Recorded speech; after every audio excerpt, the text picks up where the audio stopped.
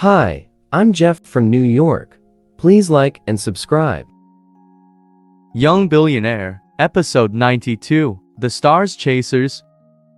Lelaine, Sophia and the rest of the band stood on stage. The song they were going to sing today was Bluebird, the theme song from Naruto, a Japanese anime series. It was an energetic song which required them all to sing and dance. The four judges in the audience were all quietly waiting for their performance to start. Lelaine looked particularly beautiful, and everyone had high expectations for this young girl group, the Stars Chasers. A few purple spotlights focused on the band. Despite having terrible pain in her stomach, Lelaine smiled at the audience. Sophia turned round and gave a signal that they were ready to start. The conductor's hand was already raised high, and the musicians were set to play.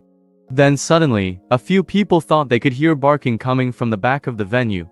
Woof woof, woof, woof woof. Just as the band was about to start, a man's voice rang out from the audience. Oh, it's Bluebird. I need to listen properly to this song. In the quiet environment of the auditorium, his voice sounded particularly strident. People in the audience started to ask each other, "Who is it? How rude."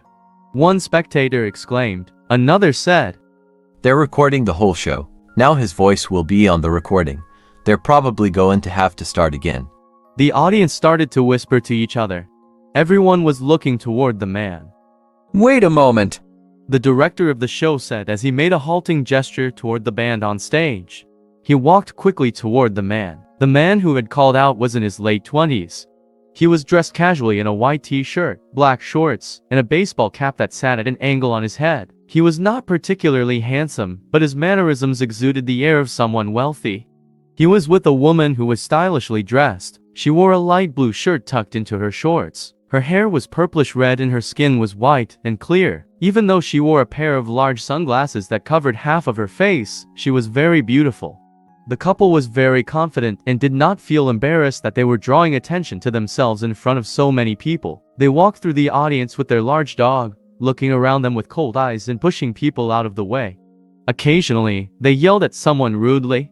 The director walked over to the couple with a smile. He said, "Mr. Adler, you've arrived. Why didn't you tell me in advance that you were coming so they could have sent someone to pick you up?"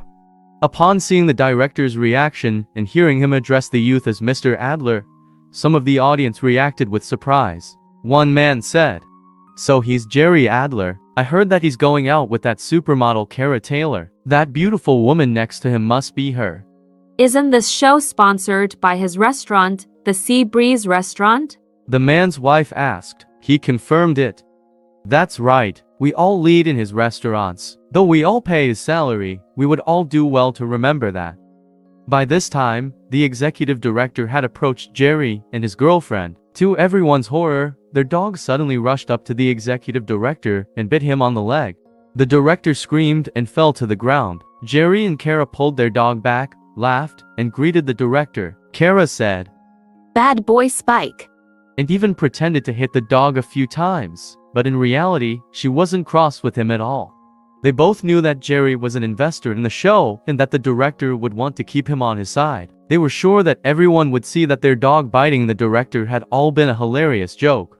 In the end, it was the director who apologized to them for overreacting. He was desperate not to offend Jerry and Cara. He simply told one of his staff to drive him to the hospital for rabies vaccination and asked the assistant director to take over from him.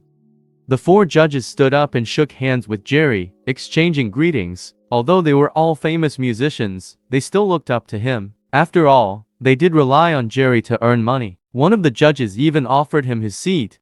Jerry told him, You're too kind, but I grew up listening to your songs. I can never take your seat in the presence of so many of your fans. I'm happy just to sit next to you. After all, you're the best in the world at what you do. The band coming on stage now is pretty good. Are they still singing Bluebird next? I'm a fan of their song Fire Shadow. I feel very lucky to be here."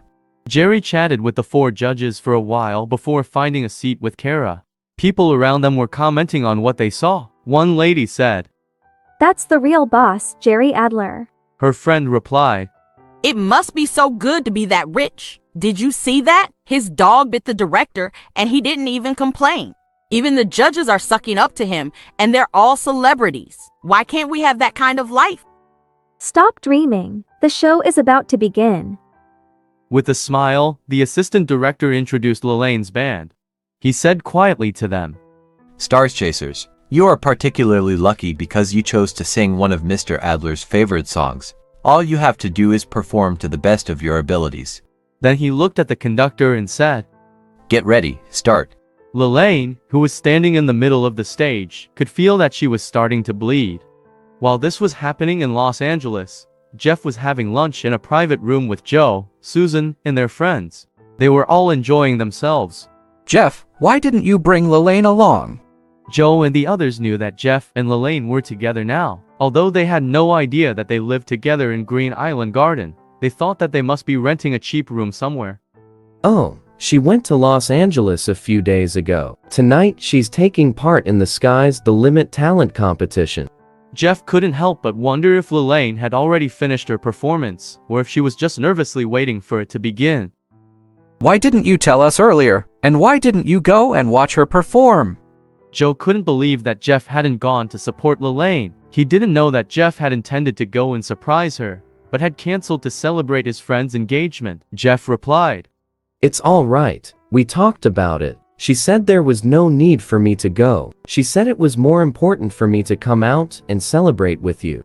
Jeff smiled and said, Come on, I'm here now, so let's enjoy ourselves. Let's drink a toast to Joe and Susan.